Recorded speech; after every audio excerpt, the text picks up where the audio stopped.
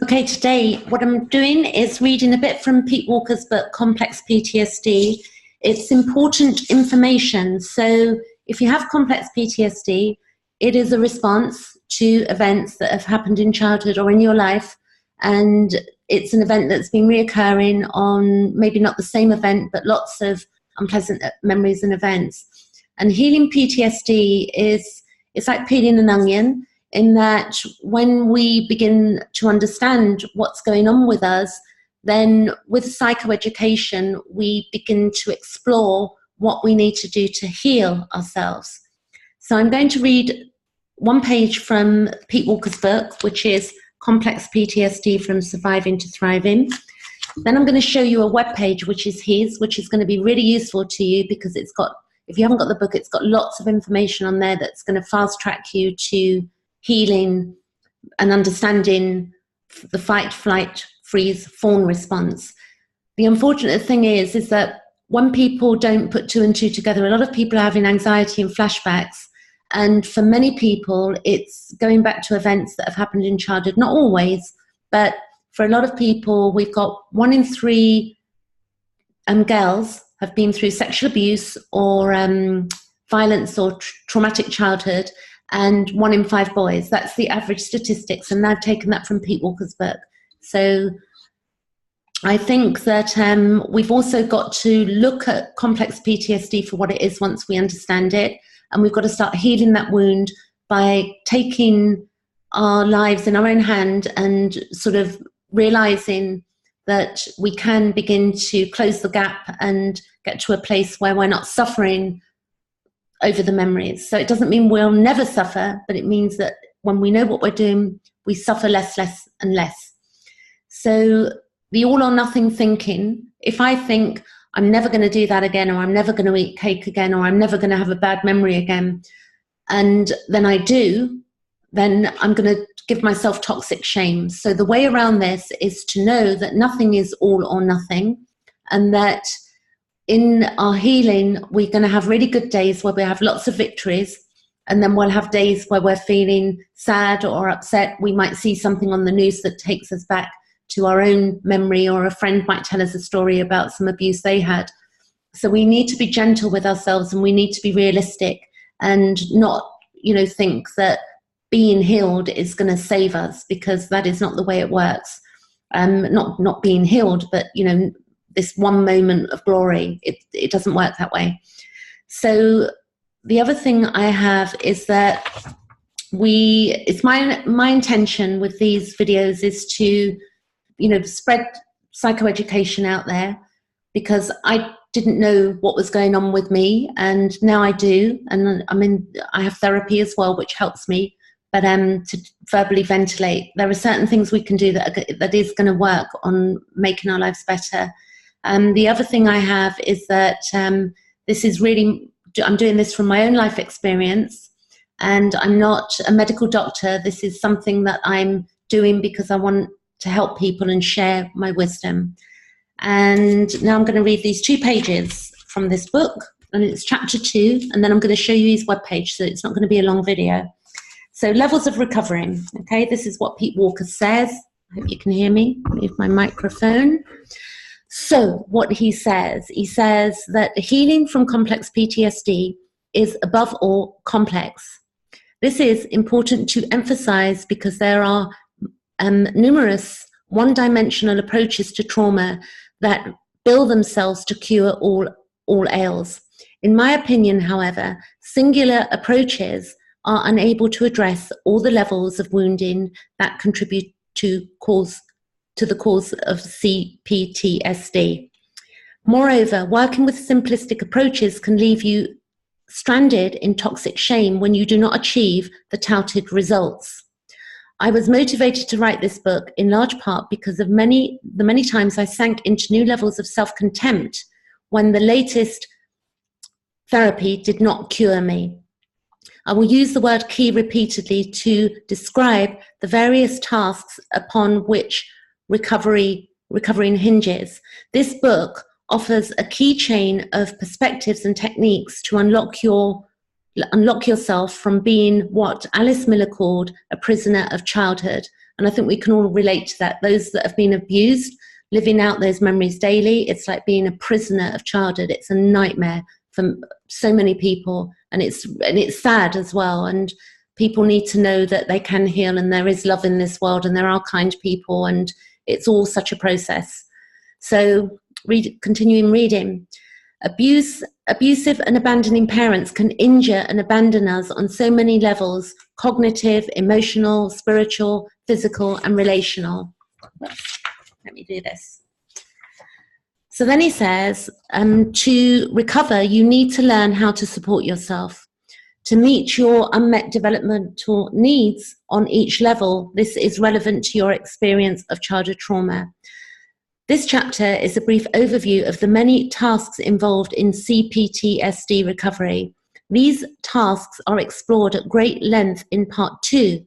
The comprehensive table of contents at the beginning of this book will direct you to further information on each of the topics covered in this chapter. Please allow yourself to also use the table of contents to explore sections of the book that pique your interest. So when I got this book, I put it on my bedside table. I flipped it open. I wasn't sure, where to head with it. And then one day I picked it up and I started just reading it. And it's changed my life, thankfully, for the better. So key developmental arrests in C-PTSD. So an arrest, I'm going to explain to you, a developmental arrest is when your growth basically stops occurring. So so basically if your, not growth stops occurring, not physical growth, but your emotional growth. Like if you cry as a baby, or you want food and you're told stop crying, and if that happens every time you cry, then you're going to stop crying eventually. And as an adult, when you need help or you feel wounded, you're not going to go to other people or ask them to help you, because that's what you've been conditioned to believe is the truth, and that's the way you're going to be.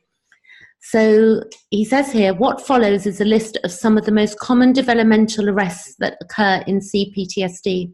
You may find that you experience a diminishment or absence of these key features of healthy human being. Typically, survivors will vary on which and how many of these arrests relate to them. Factors affecting this are your 4 F types. So the 4 Fs are fight, flight, freeze, fawn, but that's for another video. But the webpage I'm going to show you will guide you to that as well.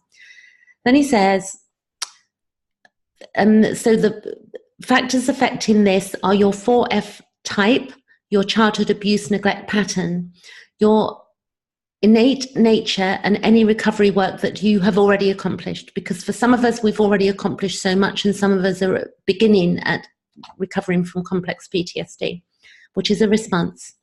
So self-acceptance, so clear sense of identity, self-compassion, self-protection, capacity to draw comfort from relationships, the ability to relax, capacity for full self-expression, willpower and motivation, peace of mind, self-care, belief that life is a gift, self-esteem and self-confidence. So you can see that if we've been squashed in those areas, then we're still playing that out as adults, and we're going to suffer. So we can begin to work on ourselves. And then he says, my efforts to nurture myself in these arrested areas of development were limited and spoiled in my early recovery by a feeling of resentment. Why do I have to do this? Was a common internal refrain. Resentment that should have been directed towards my parents often boomeranged onto me and spoiled or thwarted my efforts in self-nurturance. Thankfully, ongoing recovery work helped remedy this resentment, and it taught me to practice self-care in the spirit of giving to a child who needed and really deserved to be helped. So that's part of chapter 2.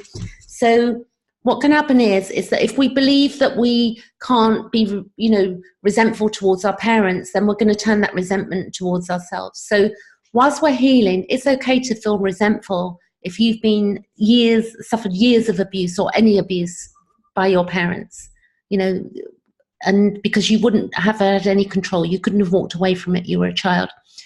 So now I'm going to share my screen and show you the page to check out online. So let me see so you can see me.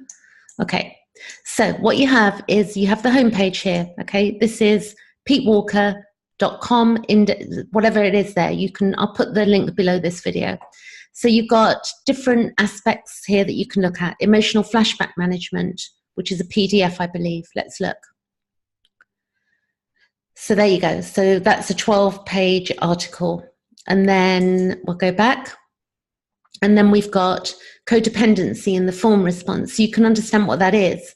Shrinking the inner critic, shrinking the outer critic, emotional neglect, all of these things. The first one I'd like you to go to that's really going to help you if you've not seen this website before, and it's in the book, are the 13 flashback management. This one here, if you can see my mouse, and this is 13 steps for managing flashbacks.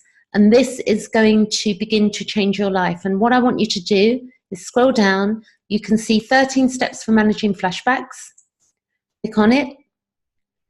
And then what you can do is that you will see that you can basically download it on your computer, and then you can print it, and then you can carry this around with you.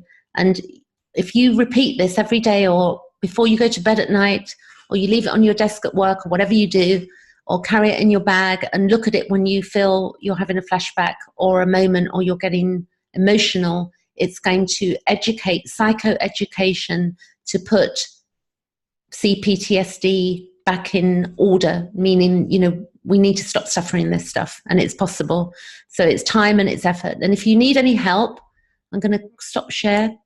If you need any help with this, I've got the wisdom. I'm not a medical practitioner, but I am certified in tapping, so I can help people tap. If you don't know what that is, you can ask me. I've got videos on my page to recontextualize memories. So when we begin to take a memory and we begin to dissect it and deconstruct it, then it will stop being fearful. For some of us, we have so many memories that it's such drawn out work.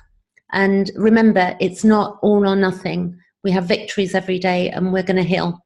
So that's it. And I will be back with more. And when I say we're going to heal, remember, it's not all or nothing. I want to add that. But I will be back with more. And if you've got any questions or need any help, you can visit my page on Facebook, hit the notification button for any updates that I'll be coming up with, because I'm posting videos at regular intervals in the week also.